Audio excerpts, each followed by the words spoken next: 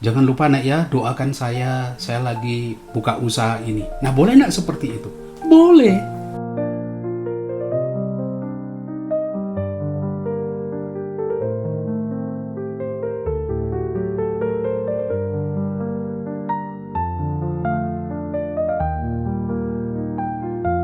Tanggal 2 November dirayakan sebagai hari untuk mengenang arwah, mengenang orang yang sudah meninggal. Orang bertanya, mengapa orang sudah mati kok dikenang-kenang, kok didoakan lagi? Kan sudah mati, kan sudah selesai. Peringatan atau mendoakan orang meninggal itu sebenarnya punya dasarnya. Dasar utamanya adalah kepercayaan akan kebangkitan. Kalau kita percaya akan kebangkitan, berarti kita percaya bahwa sesudah meninggal, dalam bentuk fisik ini, orang tetap hidup. Bahkan di dalam gereja Katolik misalnya, mereka tidak mengenal kematian. Yang ada ialah hidup itu diubah dari bentuk yang lama ke bentuk yang baru.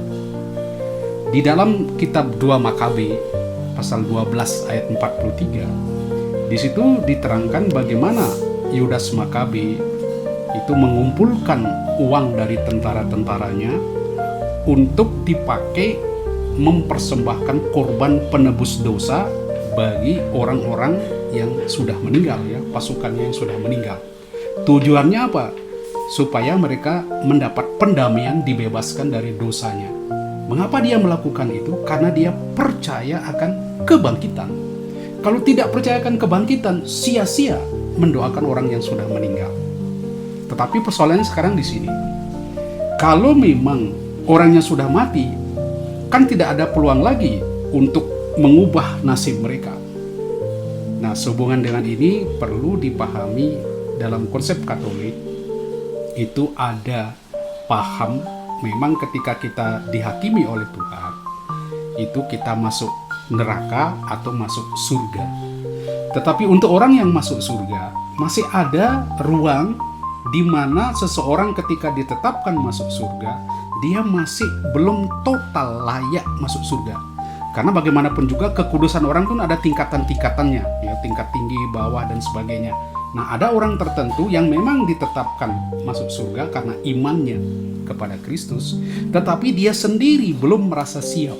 Karena masih ada keterikatan-keterikatan akan dosa, kekurangan-kekurangan lain yang perlu dibersihkan. Dia harus melewati siksa pembersihan itu. Nah, untuk itu dia membutuhkan doa kita. Mengapa kita memakai doa di dalam membantu orang yang sudah meninggal?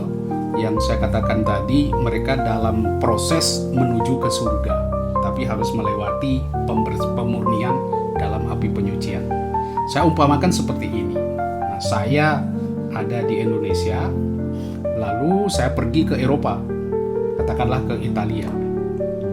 Ketika masuk Italia, saya diperiksa, ya, surat-surat saya, mana surat-surat akhirnya dianggap layak, diberi surat izin tinggal di situ. Nah, saya kan sudah berpindah tempat.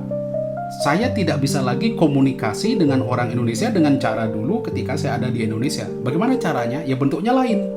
Lewat surat, ya, kirim surat, kirim WA, ya, semacam itu. Tetapi saya bisa tetap berkomunikasi, bisa saling membantu. Begitu juga gambaran kita ketika kita berrelasi dengan orang yang sudah meninggal. Kita tidak bisa lagi menolong dia, memberi uang, memberi nasi dan sebagainya.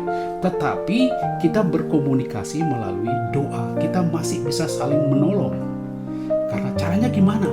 Ya, pakai cara baru, yaitu melalui doa, mentransfer doa-doa kita, memohon kepada Tuhan belas kasihan untuk dia. Dia tidak mampu lagi mohon belas kasihan karena sudah selesai. Tetapi kita yang masih di dunia ini masih bisa berbuat baik, bukan hanya bagi orang yang di dunia, tetapi juga bagi orang yang sudah meninggal. Dalam arti kita masih di dalam persekutuan. Gereja itu bukan gereja orang yang hidup di dunia ini, tetapi juga mereka yang sudah meninggal. Karena itu kita perlu mendoakan orang yang sudah meninggal. Lalu bagaimana dengan orang yang mengatakan kita mohon doa dari orang yang sudah meninggal? Misalnya nenek kita, "Nek, jangan lupa Nek ya, doakan saya lagi buka usaha ini." Nah, boleh nggak seperti itu? Boleh. Mengapa? Kita minta dia mendoakan kita. Nah, kita mengandaikan ketika kita mohon dia mendoakan kita, kita percaya dia sudah ada di dalam surga. Dia bukan lagi di tempat penderitaan itu, dia sudah bersama Allah, di sisi Allah. Karena itu dia dekat dengan Allah, dia adalah orang kudus yang bisa berkomunikasi dengan Allah. Dari sebab itu kita mohon dia mendoakan kita. Dan kita percaya doa-doa dia akan lebih didengarkan karena dia lebih dekat dengan Allah. Dan karena dia punya kepedulian dengan kita, tentu dia mendoakan kita, anak-anaknya yang punya hubungan baik dengan dia. Karena itu saya kira bagus sekali juga kita memohon dia mendoakan kita. Sama-sama berdoa sebagai anggota gereja yang kudus.